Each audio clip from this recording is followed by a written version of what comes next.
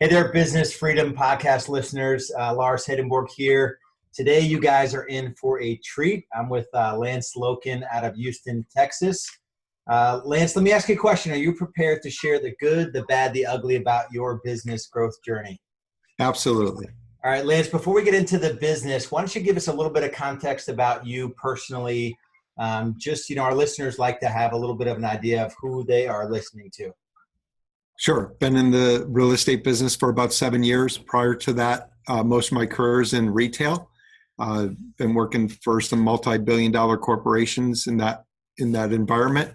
And then in 2010, when the economy was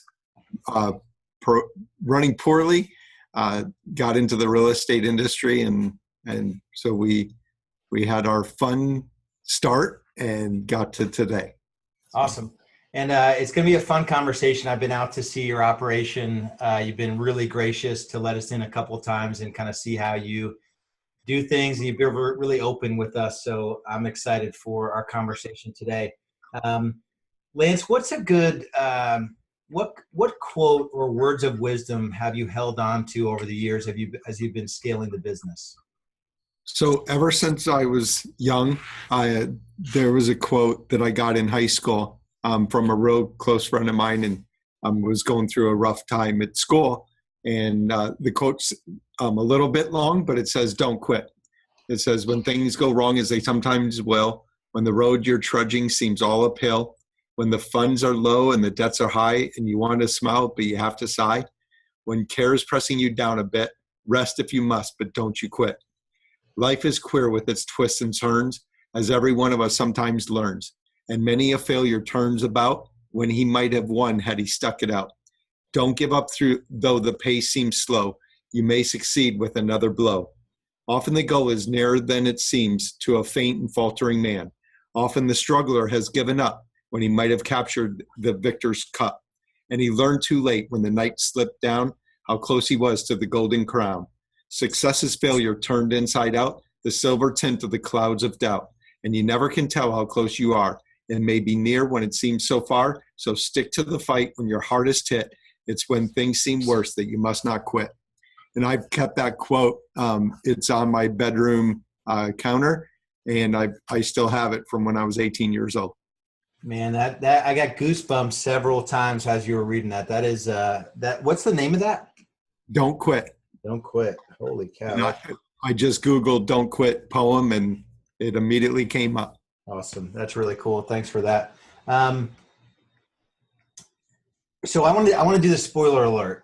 Without you going into all the details of your growth journey, give like the 30-second version of 2010-11 was this level of production where I was slinging everything around, and 2018 is going to look like this. So I want to set the stage for everyone to listen to the end.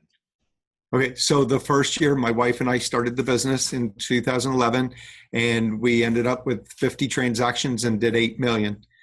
The second year, we grew to 24 million, and then we're going to finish this year around 525 million. Perfect. And we'll get into some of the in between, but so hang with us. We're going to unpack some of the good, bad, and ugly of that.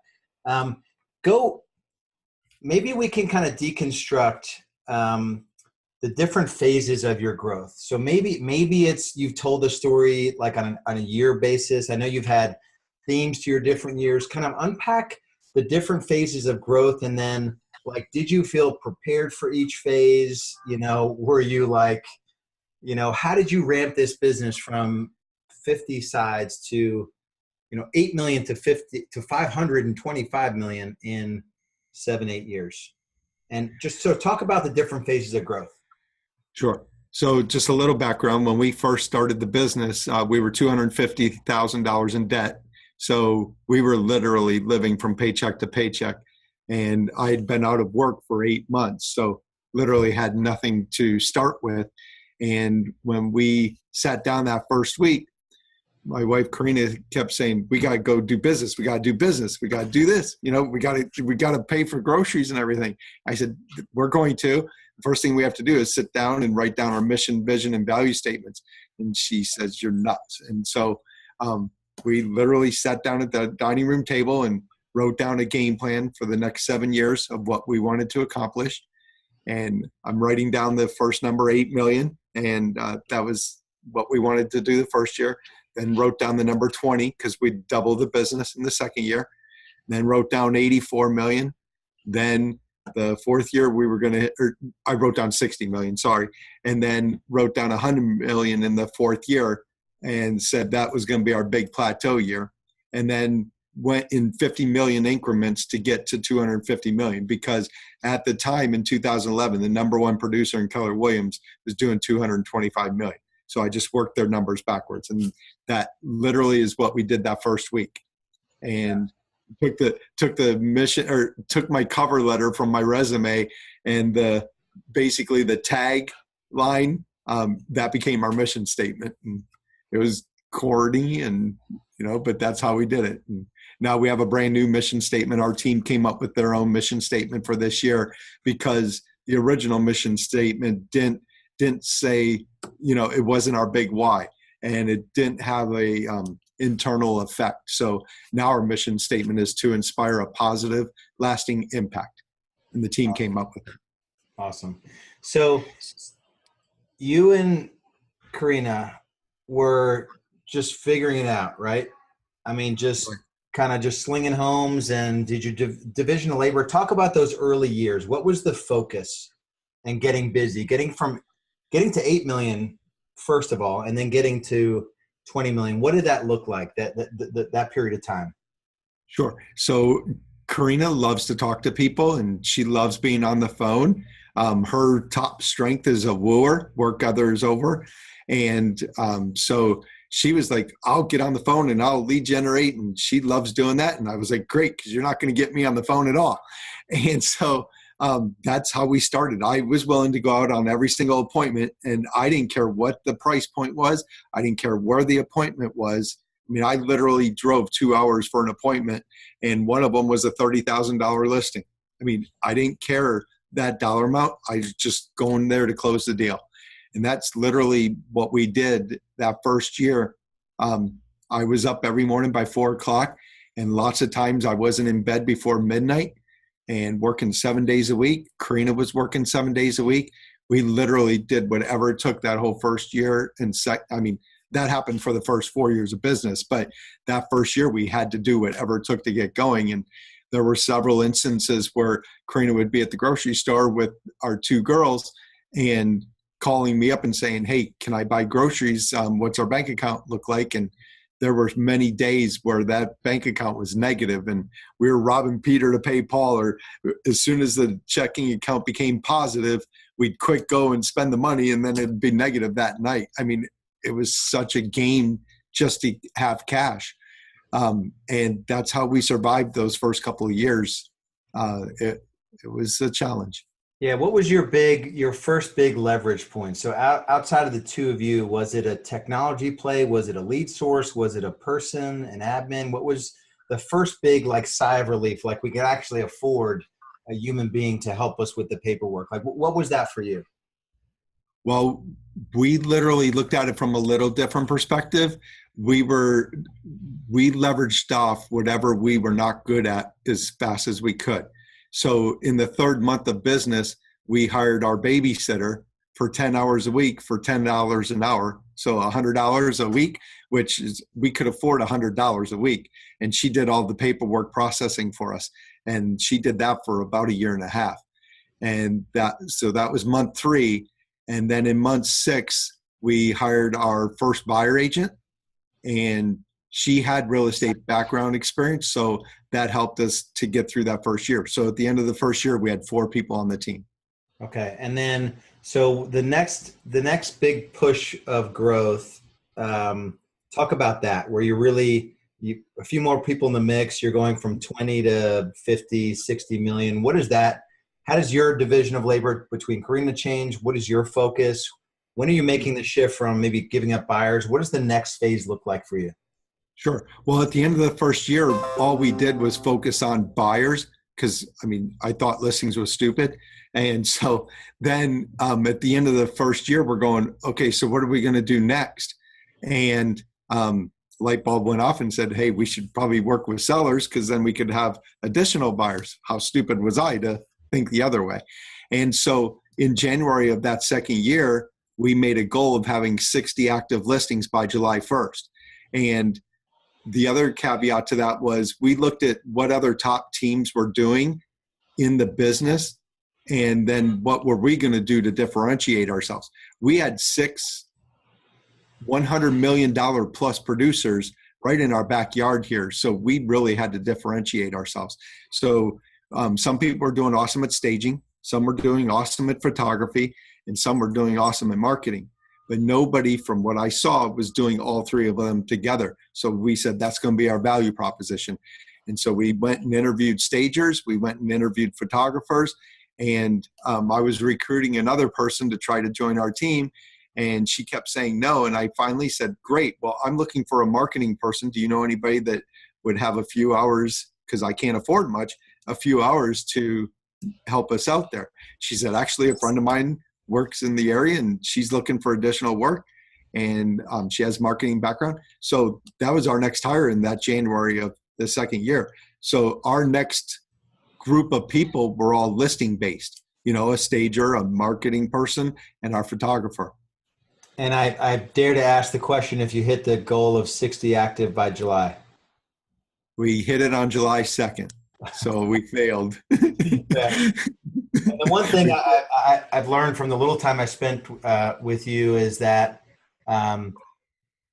you have a way of setting goals and rallying the troops around goals that are immovable.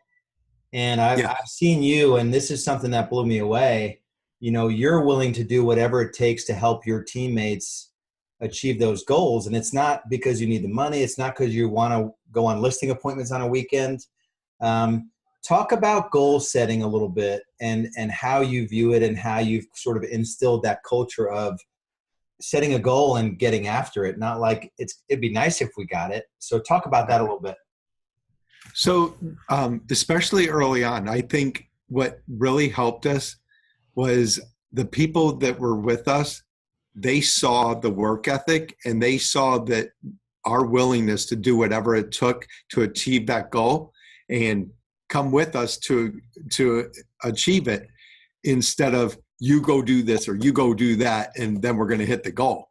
And I've heard that story multiple times from our team members saying, they just did it and they refused to allow that goal not to be reached.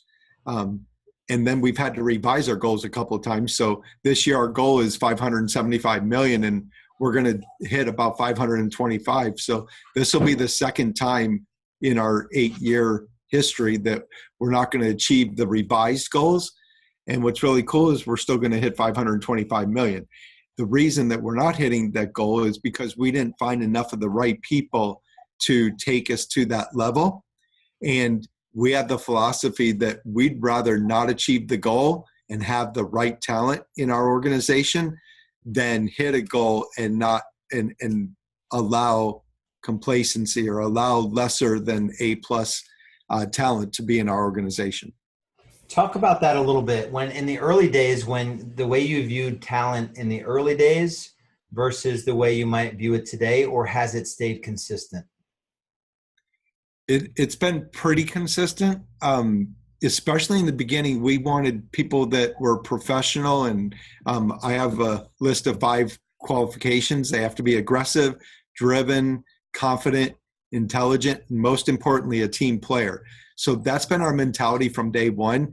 The recruiting efforts and the hiring of the talent has gotten much better, especially since I got out of going after talent. That after I stopped doing it, my wife started doing it, and she just raised the bar. And now we have a person that was a listing agent that had HR background. She's now our full-time director of business development, and she's just raised the bar yet again. So I think the standards have always been there.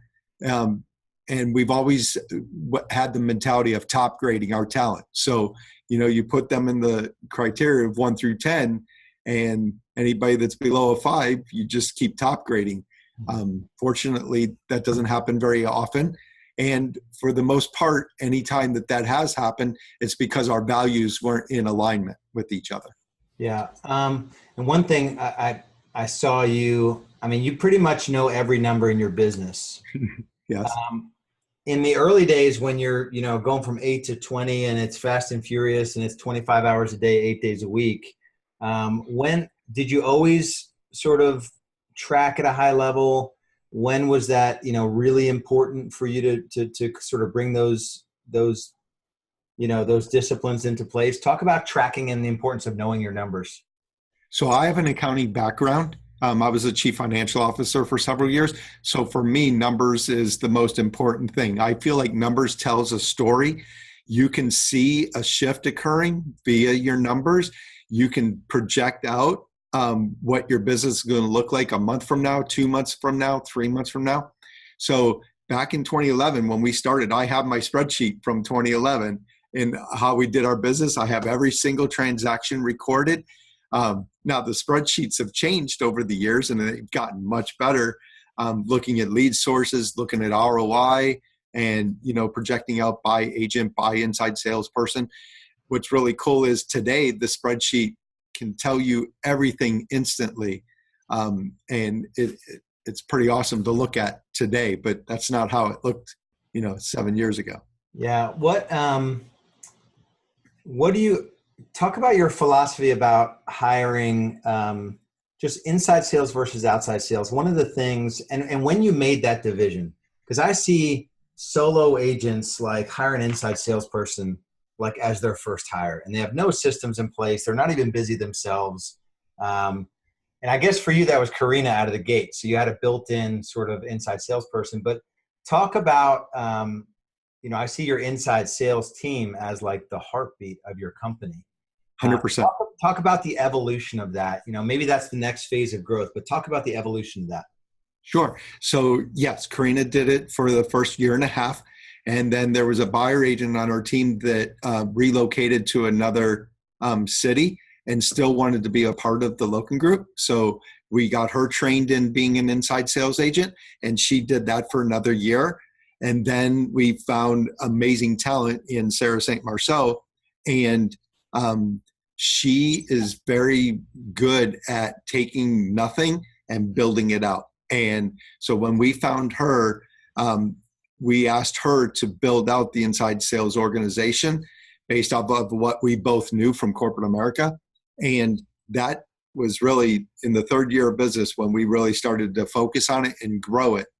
And so by the time Sarah's transitioned out of the vice president of inside sales role, we had 10 full-time inside sales agents, and she built all the systems and processes for that environment. And it's all about the who. And what was really cool was Sarah was starting to venture into the luxury and in the marketing world. Marketing is her background, and she worked in New York City for several years, so she loves the luxury mindset as well. We had another person named Amy that was another amazing talent that came in, and her focus and her niche is on coaching and mentoring people. So with the platform of the systems and processes, Amy came in and took the inside sales organization to the whole next level. And again, it's the who that you bring into your organization that will take you to the next level. Yeah, I think you mentioned it, and I want to talk a little bit about the shift, right? We've been in it for a while, although probably 90% of agents haven't realized it's underneath us. And talk about the challenges of a shift and the opportunities of a shift. Sure. So we started noticing a shift 2 years ago. And so as an entire organization, we read the book Shift. And out of that came what we called the Bold 6,000. And what that was we got a group of 6 people together, made 100 bold contacts on a daily basis, for 4 weeks, doing a bold 100 on every Monday, and then 40 additional contacts throughout that week. The whole reason for that was because we wanted to have a massive focus on lead generating or prospecting, because we didn't want people to sit there and wait for the phones to ring. We wanted to go and make those phones ring, because we felt like that would set us apart during the shifting market. Now, other people in the Houston area are starting to see that shift, albeit 2 years later, we're seeing it even more at this point in time. And because we built that standard 2 years ago, we now do that bold 6,000 every quarter. And so we want to always have that mindset that we are prospecting based and marketing enhanced versus marketing based and just hoping for business to come based off of the marketing. Yeah, that's awesome. What do you think about the traditional real estate agent in the coming shift, or the shift that's going on, and the opportunity to get good talent, as the market shifts? Well, for our organization, we're always looking in corporate America for talent, not looking for real estate agents. Not to say we don't hire real estate agents. In fact, we just hired 2 recently that were realtors, and that's the first time in the 7 years that we've gone down that path. And we hopefully are adding enough value that they see beyond the commission splits, which is always the first question. What we find though is we're constantly looking for talent, and you should be looking for talent as much as you're looking for, or you should be lead generating for talent as much as you're lead generating for business. And by always having your eyes and ears to the ground, looking for talent, it's going to come, when you focus on it. So we're looking for it all the time. The thing I think is going to be the big differentiator, especially over the next couple of years, is technology is going to cause the individual agent to have probably a more challenging time to do business. And that's going to be much more advantageous to be part of teams, and even bigger teams, because they're going to want to be a part of the technology and the capabilities of what technology is going to bring.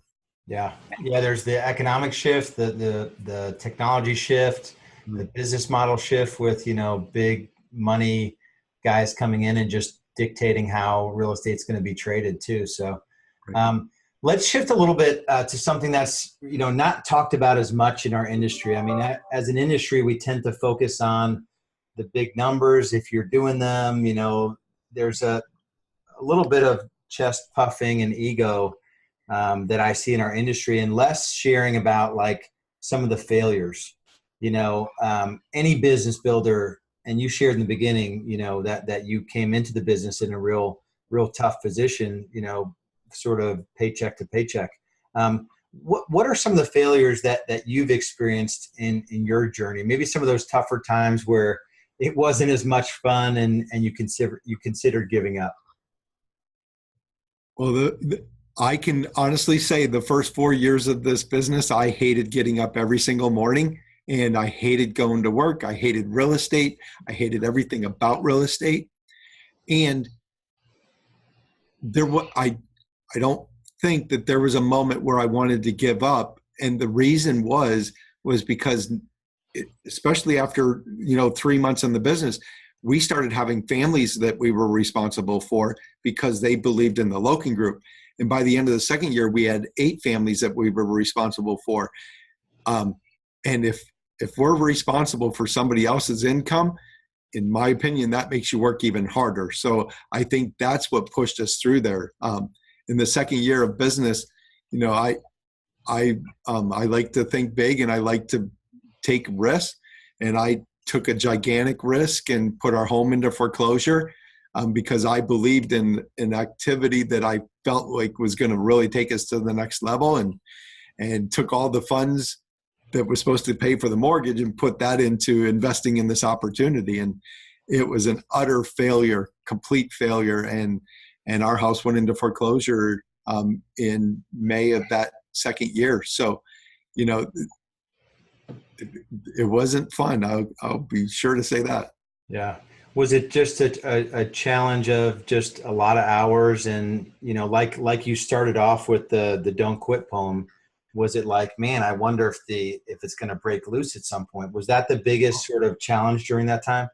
Yes. I would wake up in the middle of the night, 2-3 o'clock in the morning. And honestly, I'd be crying quite a bit because I knew that our checking account was going to be negative when I officially woke up in the morning. And what were we going to do? How were we going to get to next? How were we going to make payroll that week? And the anxiety and the ulcers that I was having, I wouldn't wish that on anybody. And I'm glad I did it, and I'm glad that I'm the one that had to be responsible for that. but I wouldn't wish it on anybody else. And we never missed a payroll. We never missed any payments, after that foreclosure incident. And we're still living in that house today that was foreclosed on. We didn't finalize the foreclosure. We were able to get an attorney involved and had a loan modification that took 1.5 years to process. So, there's still light at the end of the tunnel, but those days during those first 4 years was really rough. Yeah. And what advice do you give to someone who, hasn't gotten over the hump and they're still in those like days where they're wondering, what advice would you give for someone at that point? Google that poem that I read you in the beginning of the thing and just believe in yourself 100%. Because if you don't believe in yourself, it's not going to happen. You just have to believe that you're doing the activities. And, oh, by the way, in July of our first year, we got a MAPS coach. And that had a huge impact on our business as well. And in our first year, we didn't have $1,000 a month to do it. And we knew that we needed some guidance from a business perspective of how to get to next. And so now we're up to 10 MAPS coaching contracts a month. So we 100% believe in having coaches. And when everybody says, don't get into MAPS coaching yet or some kind of coaching, my response is, so these NFL football players, they all at least have 10 coaches per player. Who are you not to be able to have a coach if these professionals, Gary Keller has 3 coaches himself. And who are you that you're not Gary Keller? So yeah. Tell me, at some point in your journey, maybe a light bulb came off or you just saw the world a little bit differently. Maybe it was transitioning out of those dark first 4 years, but what were some of those moments of truth where it was like, oh, okay, so it is going to come together. This, where you saw the footprints behind you, the moves that you made came together. What was that moment for you? The real moment came when we got the executive team assembled, around that third year of business, and pouring into them and getting that buy-in from everybody that, hey, we're on a journey, we're going to accomplish this. And we had just finished 3 years of hitting our original goals. And so that, from a confidence level, that started to seep in that we were doing the right thing and we were doing it the right way. And the talent that started coming our way and the buy-in from them and the belief that we were doing the right thing, that third year, fourth year, that really started to happen. And it was just, like you said, a light bulb started going off, and it was really cool. The shift in your focus going from being in the business to start looking beyond that and start looking at running the business and what that could look like.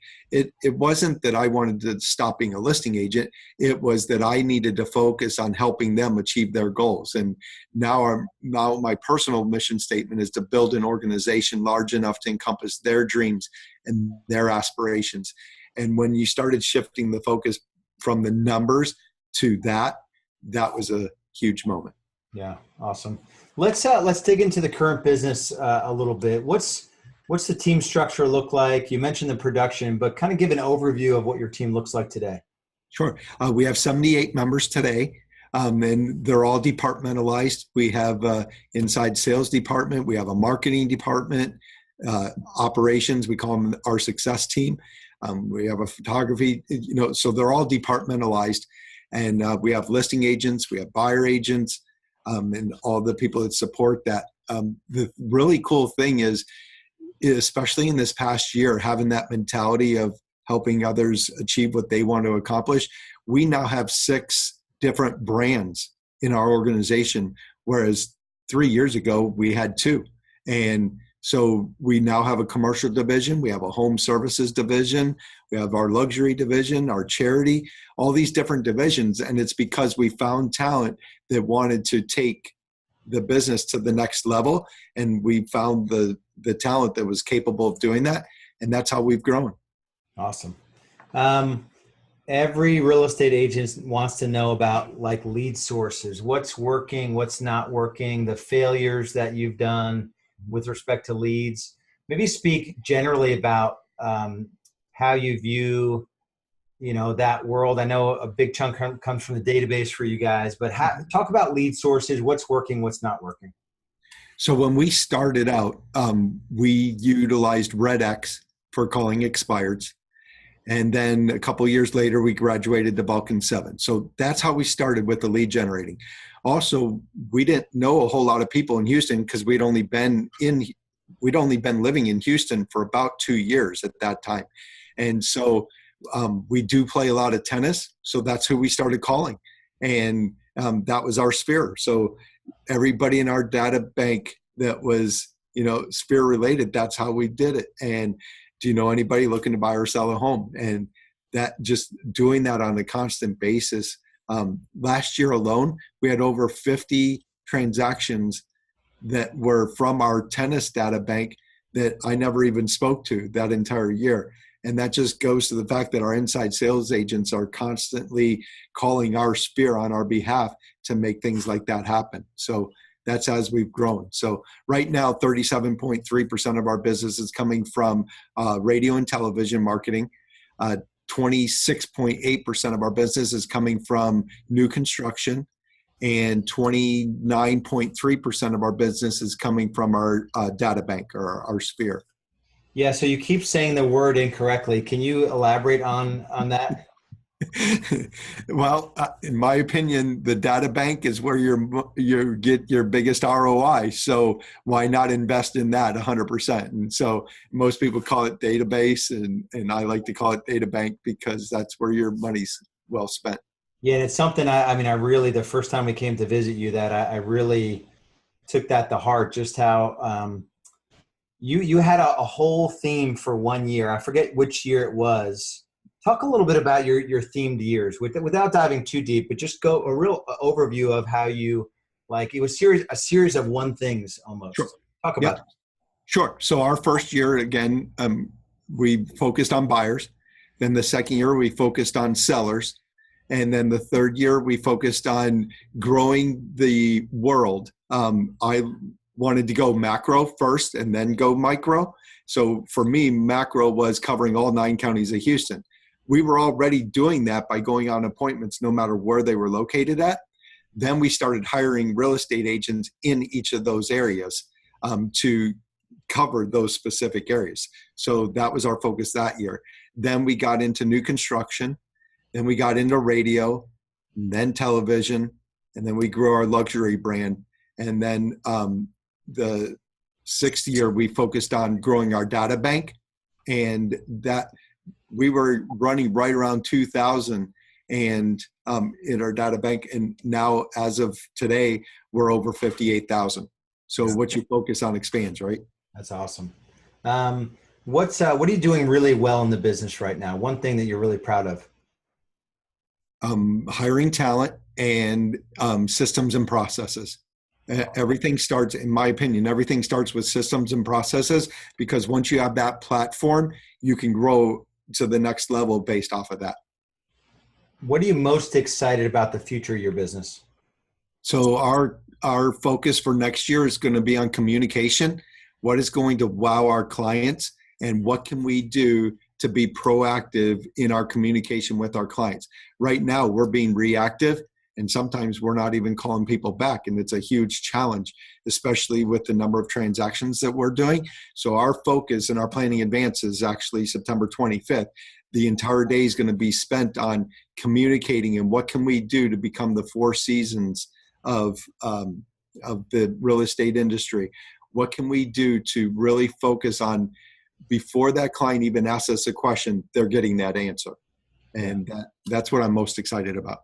Yeah, it's a good thing we chose the Ritz-Carlton of real estate. So at least we won't, That's right.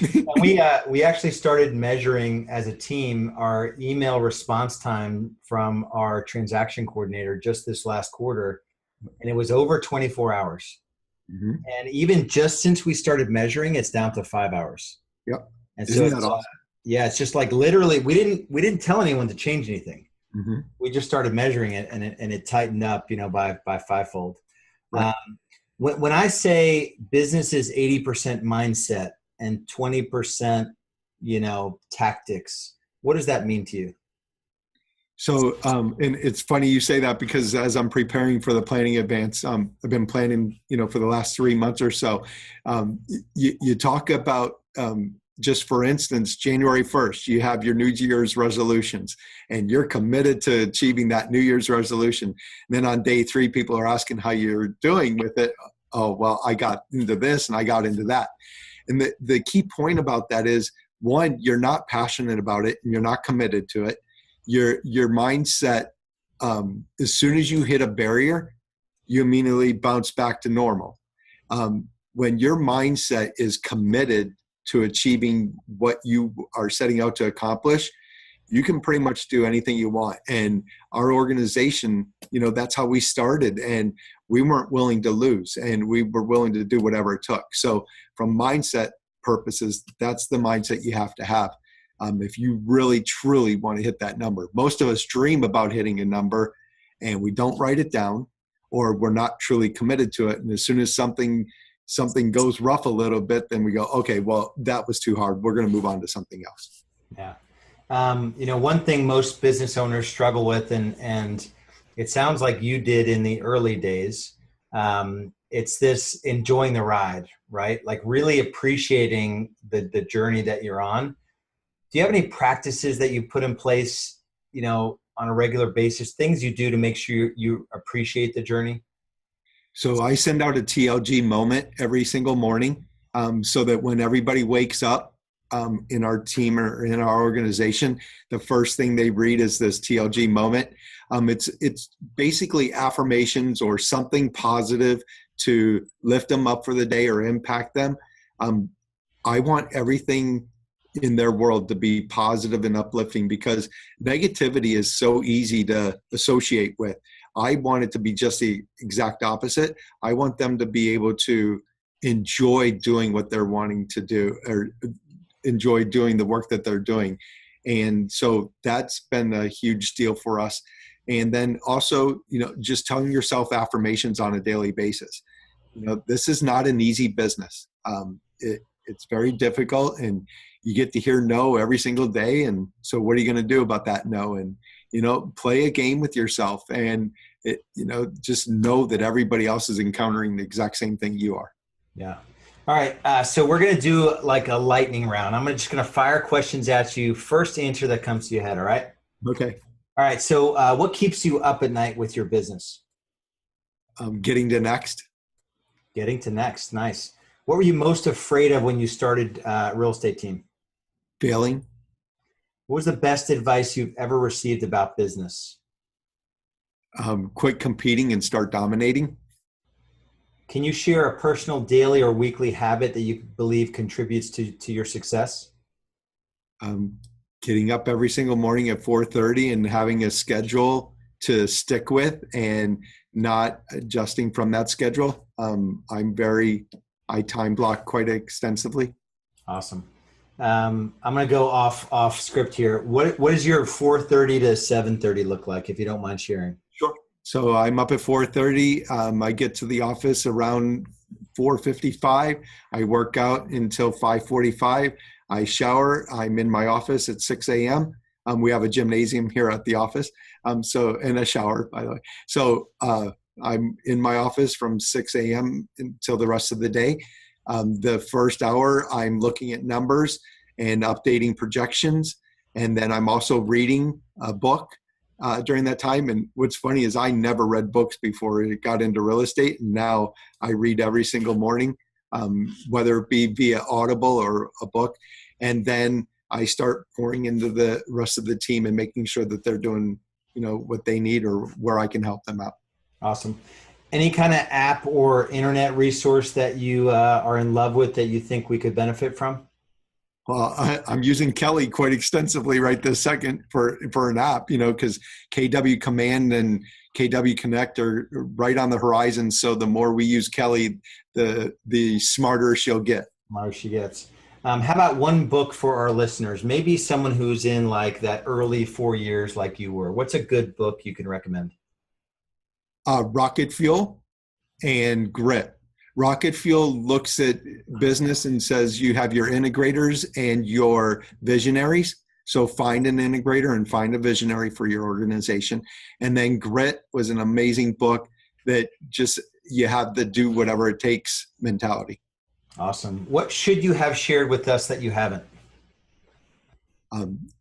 I go back to that poem. Don't give up and believe in yourself that you can do this. And there is light at the end of the tunnel. And the last 3 years have been the most amazing time. I'm happier than I've ever been. And I'm actually emotional now because before real estate, I hardly ever cried. And these guys, they make me emotional on a regular basis by what they're accomplishing. It's really cool to see.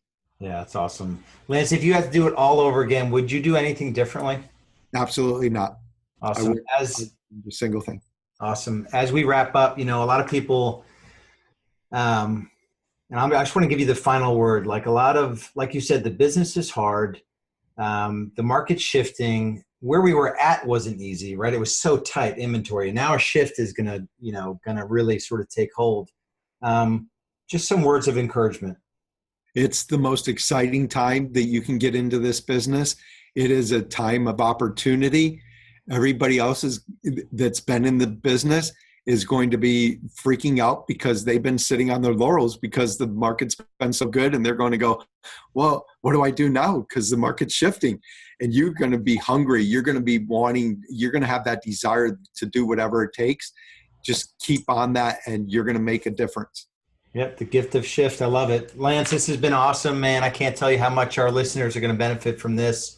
You've always been such a generous guy and really a bright light in what I consider to be a really dark industry. I think there's a lot of just, there's a lot of failing marriages and failing health. And, you're really doing your part to lift up our industry. So I appreciate you very much. Thank you. My pleasure. That's our goal, is to raise the bar. Awesome. Really, really good job. Thank you so much. My pleasure.